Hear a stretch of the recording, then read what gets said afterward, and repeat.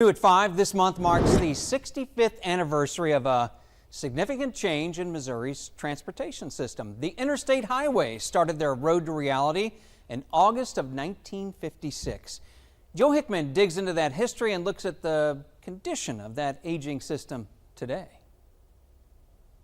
In 1956, President Dwight D. Eisenhower signed the Federal Aid Highway Act, which called for the construction of a 41,000-mile system of interstate highways that would change the way we drive.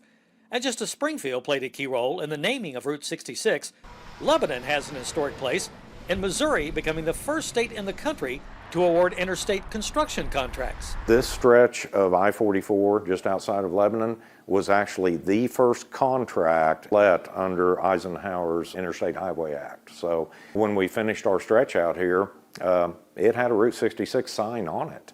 It had not been signed as Interstate 44 yet. A Washington, D.C. national transportation research nonprofit known as TRIP has released a report on Missouri's interstate system, pointing out, since those shovels first hit the dirt in 1956, the number of vehicles in Missouri has increased more than 3.5 times, and the state's population has increased by more than 2 million residents. That increased traffic also includes a lot of commerce, as Missouri has the 9th highest rate of large truck travel in the nation, accounting for 17% of all interstate traffic. Because of all that, 5% of the state's interstate bridges are rated in poor or structurally deficient condition. That's the 10th highest rate in the nation. And about half of Missouri's interstate bridges are more than 50 years old, which is an age at which many bridges need significant repairs or even replacement. The good news, though, is that only 1% of Missouri's interstate pavement is considered to be in poor condition.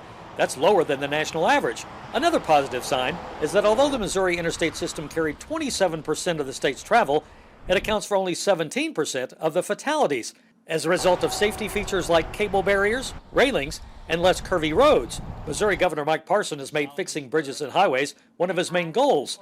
And just last month, he signed into law a critical first step in the funding of highway projects that is expected to provide an additional $540 million annually. And there's no doubt that the interstate system needs to remain healthy, as it's changed our lives drastically. No one could have envisioned the impact that automobile travel was going to have on our American economy. Reporting for KY3, I'm Joe Hickman.